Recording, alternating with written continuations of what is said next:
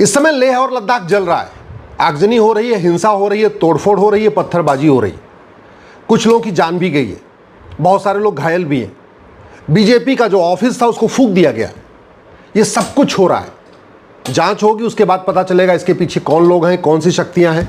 लेकिन एक बात मैं जानता हूं, जब तक कांग्रेस के 100% कानून खत्म नहीं होंगे, भारत सुरक्षित नहीं हो सकता। भारत को बर्बाद करने के लिए कांग्रेस ने 2010 में कानून बनाया था, इसका नाम है FCRA। इस FCRA के जरिए अलगाववादियों को फंडिंग होती है, आतंकवादियों को फंडिंग होती है, माओवादियों को फंडिंग होती है, नक्सलियों को फंडिंग होती है, जिहादियों को फंडिंग होती है, मिशनरियों को फंडिंग होती है। इस FCRA के जरिए भारत में उन सभी NGOs को फंडिंग होती है जो देश विरोधी काम करते हैं। इसी FCRA के जरिए चीन से भी फंडिंग आ रही है, वो NGO चीन के लिए काम कर रहे हैं। इसी FCRA के जरिए बहुत सारे NGOs को अमेरिका से फंडिंग आ रही है, वो अमेरिका के एजेंडे को आगे बढ़ा रहे हैं। जो भी भारत के देश हैं, उनकी जो फंडिंग आ रही है, स्वाभाविक सी बात है वो NGO उन्हीं के लिए काम करेंगे जो उनको फंडिंग दे रहा है। तो देश को सुरक्षित करना है, भारत को एक बचाना है, भारत में अराजकता को रोकना है, तो सबसे पहले फंडिंग रोकनी पड़ेगी जो विदेश से आ रही है, और वो फंडिंग आ रही है FCRA के जरिए।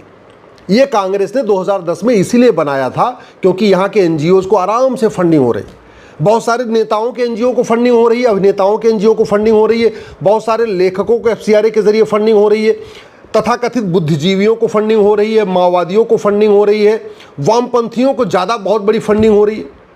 इसी FCRA के जरिए छाऊर जलालुद्दीन को फंडिंग हो रही थी जो भारत में धर्मांतरण करा रहा है। इसी FCRA के जरिए लव जिहाद की फंडिंग होती है, NGOs को फंडिंग होती है, वो पैसा फिर ट्रांसफ़र कर दिया जाता है। तो इस FCRA के जरिए भारत में घुसपैठियों की मदद करने के लिए फंडिंग हो रही है। बहुत सारे वकील हैं, उनके NGOs बने हुए हैं, उनको फंडिंग आ रही है, तो उनके NGO को फंडिंग आती है, फिर वो जो वकील है वो घुसपैठियों के पक्ष में हाई कोर्ट, सुप्रीम कोर्ट में खड़े हो जाते। देश को अगर बचाना है तो सबसे पहले विदेशी फंडिंग रोकना पड़ेगा, और विदेशी फंडिंग को खत्म करने के लिए सबसे आवश्यक यह है कि FCRA को खत्म किया जाए। दूसरा, जो विदेशी बैंकें हैं, मैं नाम नहीं लेना चाहूँगा, भारत में बहुत सारी विदेशी बैंकें हैं, उनके ऑफिसेज यहाँ भारत में हैं। उसमें वेस्टर्न यूनियन भी है, HSBC भी है, अमेरिकन एक्सप्रेस भी, बहुत सारी बैंकें।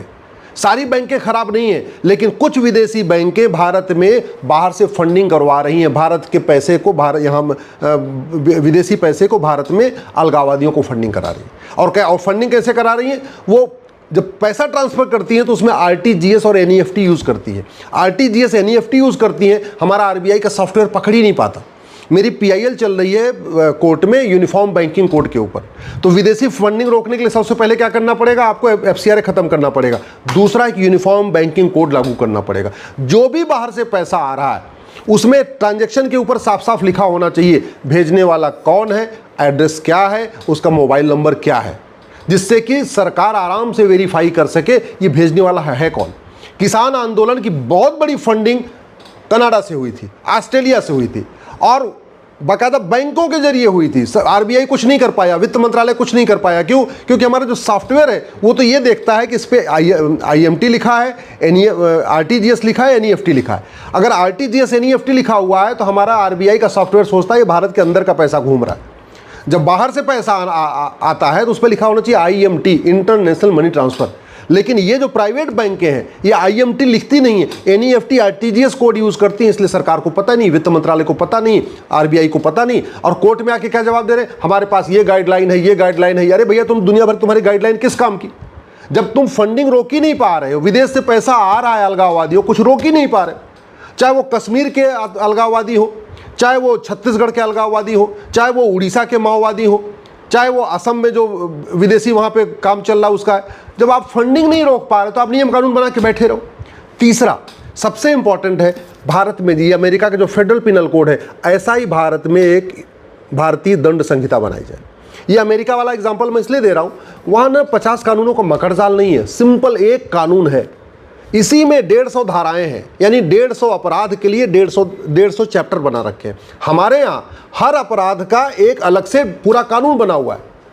घूसखोरी का अलग कानून, कमीशनखोरी का अलग कानून, जमाखोरी का अलग कानून, मिलावटखोरी का अलग कानून, कालाबाजारी का अलग कानून, नशा तस्करी का अलग कानून, मानव तस्करी का अलग कानून, अलगाववाद का अलग कानून, आतंकवाद का अलग कानून, धर्मांतरण का अलग कानून, घुसपैठ का अलग कानून। इतने कानून ना वकीलों को याद है, ना जज को याद है, ना इंस्पेक्टर को याद है, ना हवलदार को याद है। एफआईआर ढंग से लिख ही नहीं पाता। क्यों? इतना बढ़िया कानूनों का मखर जाल बना रखा है। सारे कानूनों को मर्ज करके one nation one penal code बनाना पड़ेगा, चैप्टर वाइज। इसमें एक अपराध के लिए एक चैप्टर। हम कहते हैं अमेरिका में 150 चैप्टर है, हमारे यहाँ अपराध ज्यादा है तो 200 चैप्टर कर दो, 250 चैप्टर कर दो। कम से कम एक किताब रहेगी। जो हवलदार है जिसको एफआईआर लिखना है वो बार बार इंडेक्स में जाएगा और चैप्टर नंबर देखेगा, उसके हिसाब से फट से धारा लिख देगा। जब एफआईआर अच्छा होगा तो जांच अच्छी होगी, जांच अच्छी होगी ट्रायल अच्छा होगा, ट्रायल अच्छा होगा सजा ज्यादा होगी। जानते हैं भारत में किसी भी राज्य में 10% ज्यादा सजा नहीं होती, 90% लोग छूट जाते हैं। क्यों? क्योंकि ढंग से एफआईआर नहीं लिखा जाता। एफआईआर लग गया तो ढंग से जांच नहीं होगी, अगर ढंग से जांच भी हो गई ढंग से ट्रायल नहीं चलेगा, और ट्रायल भी चल गया तो जजों की कितनी क्वालिटी सबको पता है कि दिल्ली का जो डिस्ट्रिक्ट कोर्ट का जज है उसकी क्या क्वालिटी है और छत्तीसगढ़ के जज की क्या क्वालिटी है, मुंबई के जो सेशन कोर्ट के जज है उनकी क्या क्वालिटी है, और आप देख लीजिए उड़ीसा के सेशन जज की क्या क्वालिटी है। भारत में जजों की क्वालिटी में जमीन आसमान का अंतर है। आप रांची के जज की अलग क्वालिटी, बेंगलोर के जज की अलग क्वालिटी, जब इसलिए ऑल इंडिया लेवल पे एक आईजीएस होना चाहिए। अगर भारत को बचाना है तो विदेशी फंडिंग रोकना पड़ेगा, भ्रष्टाचार रोकना पड़ेगा। जब तक भ्रष्टाचार खत्म नहीं होगा ऐसे आगजनी होगी, कभी बंगाल में होगी, कभी असम में होगी, कभी लेह लद्दाख में होगी, कभी कश्मीर में होगी। सीए के नाम पे कितनी आगजनी हुई थी, और सीए की फंडिंग कहाँ से आई थी? ऑस्ट्रेलिया से आई थी, कनाडा से आई थी, अमेरिका से आई थी, दुबई से आई थी, खाड़ी देशों के जरिए आई थी। फंडिंग रोकने के लिए जब तक हम काम नहीं करें कुछ नहीं होगा।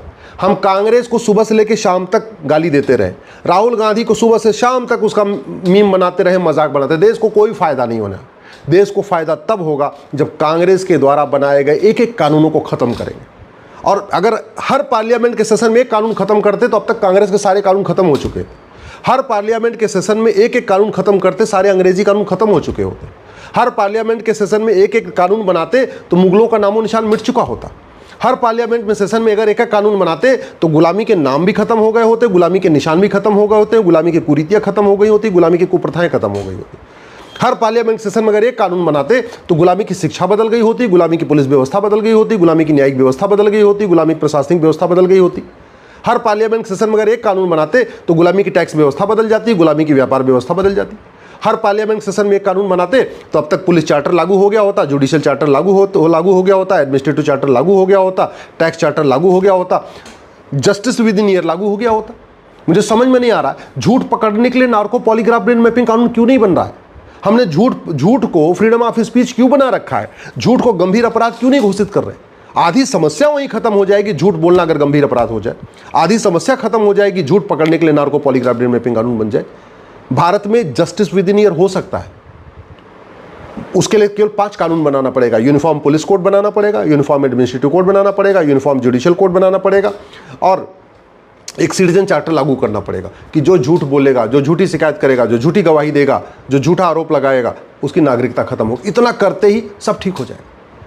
भारत की कोई समस्या लाइलाज नहीं है, भारत की कोई समस्या विश्वव्यापी नहीं है।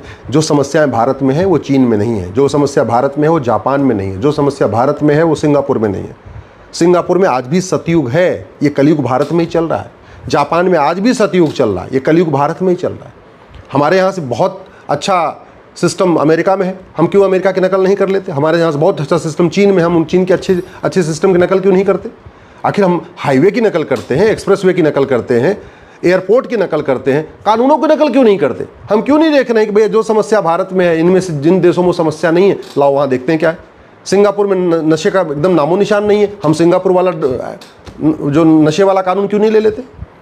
सिंगापुर में भ्रष्टाचार नहीं है, हम भ्रष्टाचार वाला कानून सिंगापुर से क्यों नहीं ले लेते? जापान में न जासूसी है, न गद्दारी है, कुछ भी नहीं है, हम जापान से कानून क्यों नहीं ले लेते? अमेरिका में घुसपैठ नहीं है, अमेरिका से हम घुसपैठ वाला कानून क्यों नहीं ले लेते?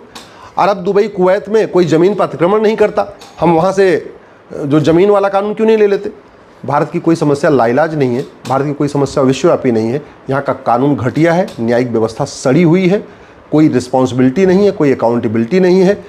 जज के घर में नोटों का बोरा मिलता है, फिर भी आराम से जज बने हुए हैं, और वहीं एक व्यक्ति 100 रुपये के लिए बेचारा 39 साल 40 साल वो मुकदमा लड़ता है, तब जाके वो बरी होता है।